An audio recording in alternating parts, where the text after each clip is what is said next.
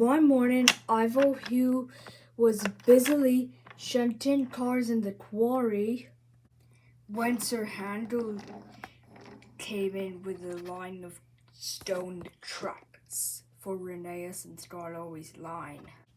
Ugh, groaned Sir Handel rudely. I don't like working at the quarry.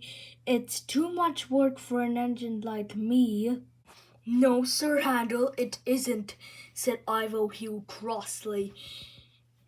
You've been ordered to work here as punishment for causing these trucks to crash into Duke earlier. It's not too much work for an engine like me. Whatever.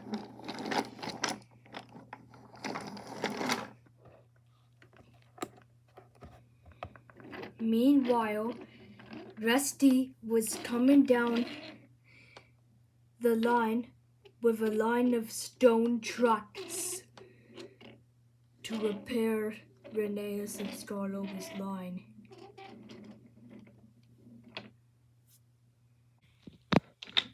Phew, he said, all this extra work, it makes me exhausted. But Rusty knew he had to be responsible. What's wrong, Rusty? Said Duke. Oh, it's nothing, Duke, said Rusty. I'm just taking stone along Rheneas and Skarloey's line.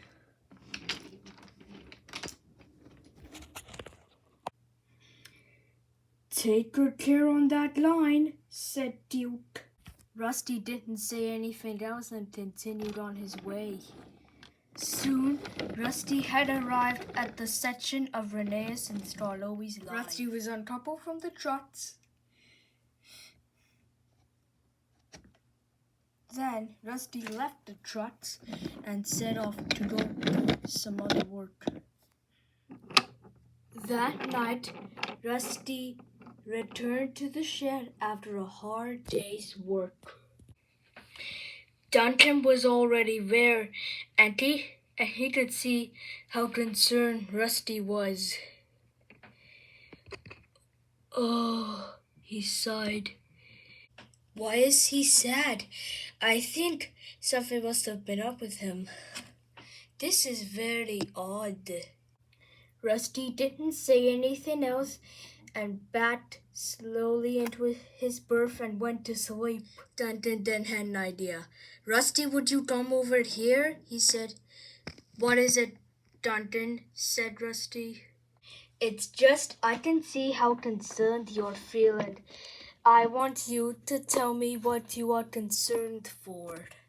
Rusty told Duncan about Duke and explained the dilemma to Duncan. Duncan remembered the time he had stranded his passengers on the viaduct and felt sorry for Rusty. Let me talk to Duke, said Duncan. Why? Said Rusty. Because I know exactly what they're going through, said Duncan. Are you sure Duke didn't see anyone else around him as he had an accident? Duke didn't say anything else and went to sleep. Duke had a nightmare about the hot summer heat.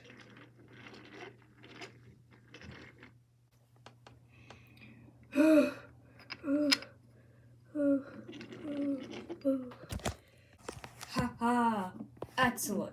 Now for him to fall into our scrap so he'll never get to work.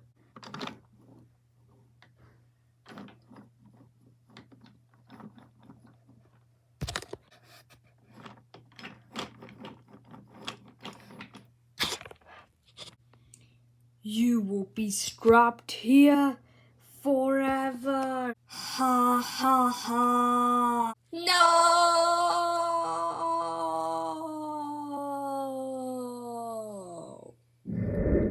Ah!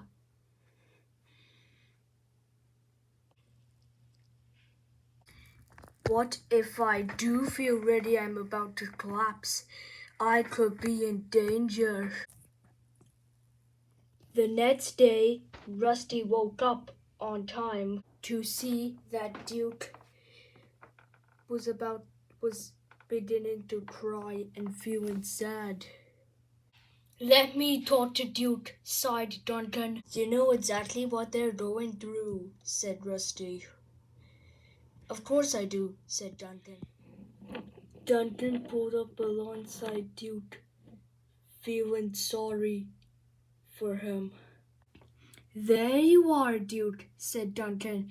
Are you all right? Do you want me to take your passengers for the day? I'm fine, thank you, Duncan, said Duke sadly. I just had a nightmare about a hot summer sun. So, does that mean that you felt that you were ready to collapse but you had a nightmare? Yes, Duncan, said Duke, but now I have to get some sleep. But now I have to get some rest. I haven't slept well last night since I had a nightmare about me collapsing. Okay, Duke, we'll see you later, said Duncan as he steamed away.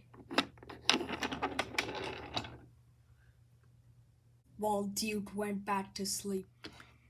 Meanwhile, Rusty was heading to the quarry to help Sir Handel with an important job. But before he knew it, he could see some trucks blocking his path. Just then, Skarloey passed through. Thank you for repairing our line, Rusty. The line is all repaired. You can get back to work now. Thank you, Skarloey, said Rusty. And as soon as he buffered up to the trucks, he set off down the line all the way to the wharf.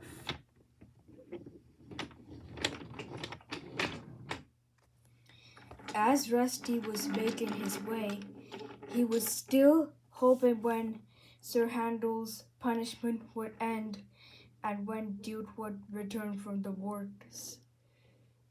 But I can't say any more or I shall spoil the next story.